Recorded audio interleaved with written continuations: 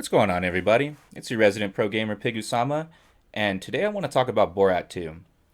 Now, yesterday I saw Borat 2, and I thought it was a somewhat funny movie, but I was a little taken aback by how politically charged it was. Now, politically speaking, the Borat movies have always been pretty left leaning. To forward, I don't really have a problem with people putting political messages in their movies. It's your artistic expression, that's your right to do it. But I found Borat style pretty heavy handed and a little bit hypocritical, considering Borat's own opinions on the freedom of information on the internet. Now, I'm sure everybody knows that Borat is Jewish. He was born to a minister of the Benign Birth faith. I'm not really going to get into that. If you're curious about that, search that yourself. It's not this YouTube. The point being that in the year 2020, I was actually kind of surprised by how the Kazakh people were portrayed. A little bit about the Kazakh people, they're mostly Muslim nation, and to see a mostly Muslim nation portrayed as incestual dirt farmers in the year 2020 who locked up women in cages and had sex with animals, it was a little bit shocking to say the least. Not that that kind of thing shocks me, but it was shocking to see that Borat was allowed to do that by his supporters and his fans. I guess if you're not an American minority, it doesn't really matter what people say about you.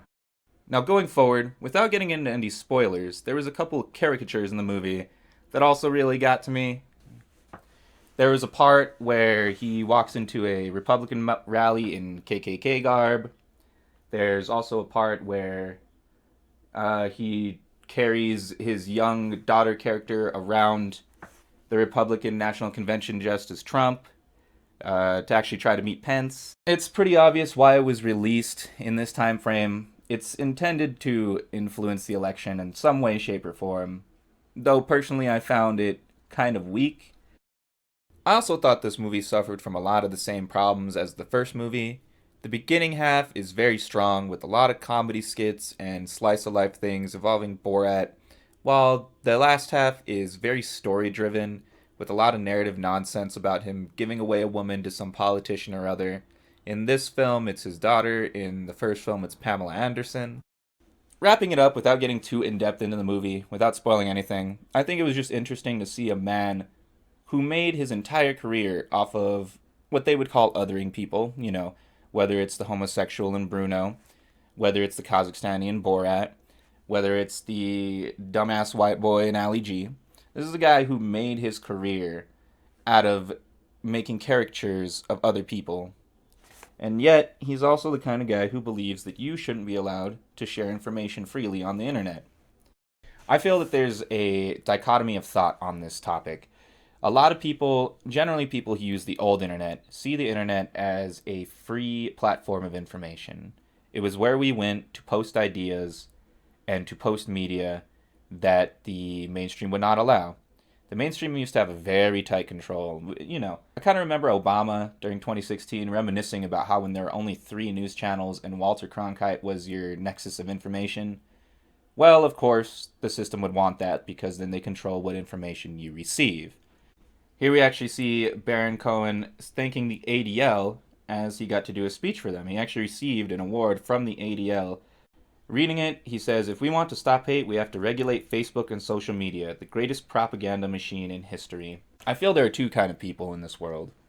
And this isn't trying to create opposing camps. I don't see these people as others. I see them as complementary flavors. There are two kind of people in this world, and they work to regulate each other. There's one kind who have faith in humans.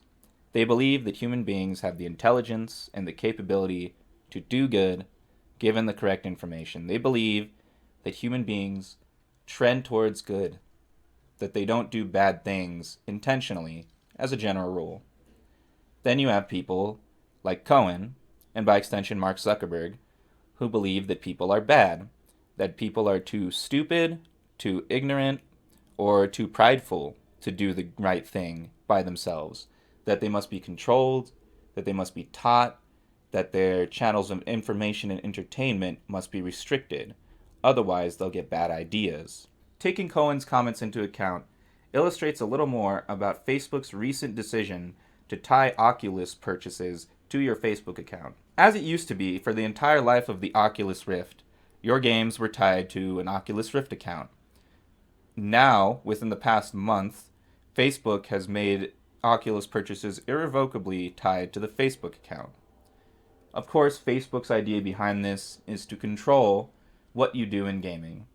Gaming is seen by politicians as the final frontier of entertainment. While they have control over everything from television to radio to comic books, video games as an interactive medium are still a much untouched bastion of voters. A very DIY community. It's driven by independent creators who choose to make content to be enjoyed by individual people.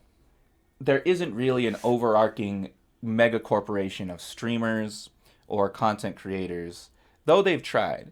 And most times they've tried, they've fallen to the wayside, like Giant Bomb or Machinima, just belly up. But Facebook as a whole, and this is why I didn't go to Facebook gaming, this is why I just left Mixer in the past like a bad memory. Facebook seeks to control the social narrative. They want to decide what is right and wrong, and not only that, what is okay to even put out. This extends to their Facebook accounts and will extend to their streaming and ultimately to their VR. Already there are restrictions on what gestures you can make on certain Oculus titles. It's only a matter of time before saying the wrong thing on your Facebook account gets you locked out of your Oculus purchases. That's the kind of world that Mark Zuckerberg envisions.